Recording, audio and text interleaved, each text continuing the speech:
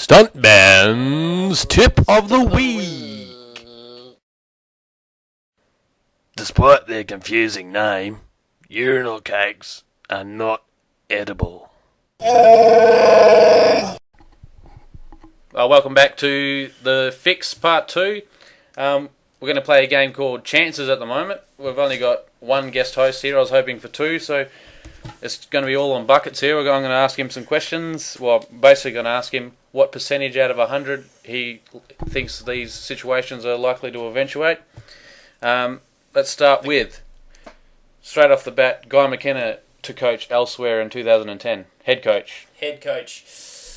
Well, I'd like to say 100%, but I'm not 100% sure. I don't know if there's going to be that many teams that are active in the off-season, but I'm going to say an 80% chance, 4 out of 5 chance that somebody out there is going to upgrade their coach, and I think you'd be silly not to. Yeah. 2-time premiership coach I'm with you. is out there on the block. I don't see how Guy McKenna can not coach in 2010. It's not going to be at the Rage. The Rage have released a statement. I questioned the Rage owner today, and all I got out of him was a little bit of information, not so much on why he's been sacked, but that Andrew McDougall, the assistant coach down there, will be taking the reins at the moment. They're obviously off-season time at the moment, but when they get back, if there's no head coach signed, McDougall will... Oi! Yeah, oi McDougall. Not a bad coach in. How are you going to chuck another one in there? What's the percentages that Oi McDougall's going to be head coach of the Rage in 2010? 0% chance that Oi McDougall will be head coach. Really? I just don't think he's senior coach quality. I think he's good. He can train the boys. He's got some good tactics, but I can't see him as a mentor, as a leader of that club. Fair enough. Now I know the Rage have been pretty swift, so I mean, I guess the more you look at it, the Guy McKenna sacking's not that hard to believe, because I mean they do act swiftly there, and if they don't like something, they get rid of it. They don't mind throwing a few trades around and that. Pressure cooker on whoever takes over the job then. Yeah, that's it. Finish lower than 6 and another one out the door. Yep. Doesn't stuff around, old Morgan Ward, owner there. All right, on to the next one. Chances Jason Ackermanis will play on in 2010. 100%. You reckon he's going to go around again? His form this year has been outstanding for someone. Yeah, number one. And number two, the Blazers need him. Yeah, well, that's...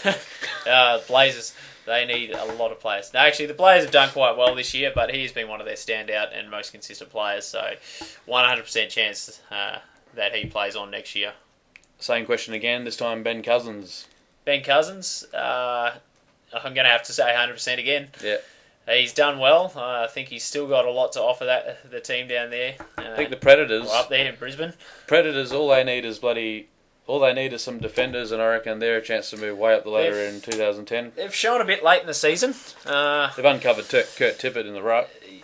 Kurt Tippett's a great young force. But Ben Cousins, he's come back. He's had a bit of injuries in that. I think this time next year he'll be fully fit, ready to go. And I think he'll definitely get another year out of him, at least another year. Yep. And the Predators need him, like you say. He's a great player, does well for them, as well as, I mean, they're going to have a few more young players. Maybe number one pick, hopefully not. Hopefully they'll go to the Canes. But well, you are a chance this year. That's right. But definitely need Cousins to stay there. They need that leadership.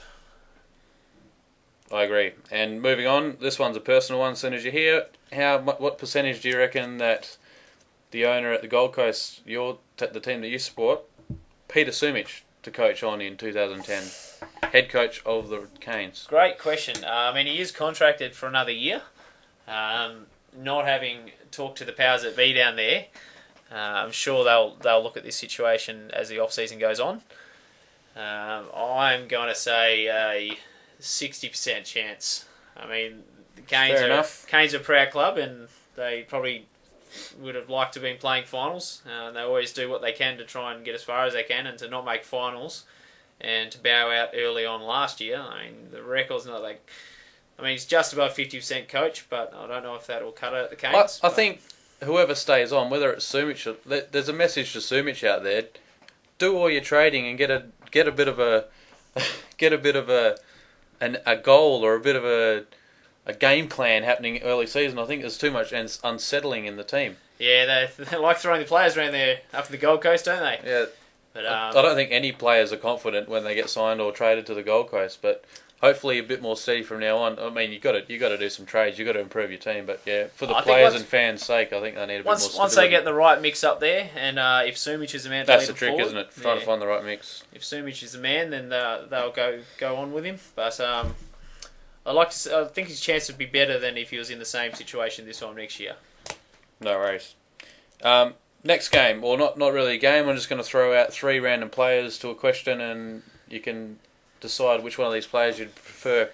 First, we're going to talk about best player. Who would you, I don't know, at this point in time, who would you pick for your team? Who would you like to see in a Canes jersey next year? Nick Del Santo. You don't get an open choice here. It's Nick Del Santo, Chris Judd, or Gary Ablett. Well, I don't put you on the spot here. I'd like to say Chris Judd, but well, you can't have pure him. So quality. I'd like you to say one of the others. You'd have to say Gary Ablett. I don't think you can go past somebody who does so much for one team. I think you add him to a more well-rounded team like the Hurricanes, throw him in there, and you get a lot better results out of it. Like we said, one player for the Stingrays this year. Yeah. Really got him across the line a few games, so he'd be very handy to have at the Canes. It'd be out of him and Nick Del Santo. Del Santo's accomplished in EVO football, but he's always had a team around him, so you chuck Ablett in the same teams that Del Santo's been in, and they'll probably do the same, if not better. So yeah, I think both of them have Ablett especially, a bit more youth than Judd. I think he's getting towards the later half of his career, so yeah, definitely Gary Ablett there. Right, moving on to rookies. Who do you think's had the best first year in EVO football? Greg Broughton at the Rage, Jack Grimes at the Dragons, or Mitch Clark at the Fusion? Ooh, that's a tough one. All eligible, I believe, for Rookie of the Year. Going to have to rule out Jack Grimes straight away there. Had an injury late in the season. Broughton's done really well where he was taken, and for what he's done, he's been able to step up for a quality team like the Rage and score very, very highly. What about Mitch Clark? But Mitch Clark, being the ruckman, that specialist position, to do so well for a team that is right up there and still in premiership contention, I'll probably have to say, just because of the ruckman issue, Mitch Clark has helped that ball club out a lot more than probably what Broughton has done for the Rage. Good, I agree. That worked out really well, chucking Clark in there. I don't know who else is eligible for Rookie at this stage, but Dane Beams has been a very good rookie and re-signed for another 3 years. So did he? Look out for him. Dane Beams. He's from the Gold Coast, isn't he? He's a Gold Coast boy. Oh, maybe future captain there at the Canes. Gold Coast. Future coach out of some of the retirees this year: Scott Lucas, Adam Simpson, Joel Bowden. I couldn't rule out Scott Lucas. He's a big thud forward. Joel Bowden's got some nous about him down in the back line. We all know the old rush behind incident. He's taken to the EFC, the whole EVO version of the game too, Bowden. He's been pretty well. Adam Simpson's a very smart player, but I'm going to say Joel Bowden. I think he's got some good thoughts there, just in the way he plays and that, and the way he conducts himself off the field. Simpson and Bowden, both ex-Fury players too, so there's a lot of players in the mix for the Fury job, I think. But the first person I think they'll be talking to is Guy McKenna. So, ex-Fury players. Anyone over the age of 35 has probably played for the Fury this year. True. Yeah, they need a bit of young players down there. They've got Steele Sidebottom. Haven't seen him yet, but arse on his hip. No worries. I think we've got time. Well, we'll take a quick break. We'll come back and talk about this week's games.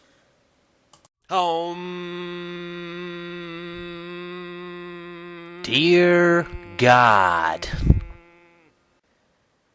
can fat people go skinny dipping?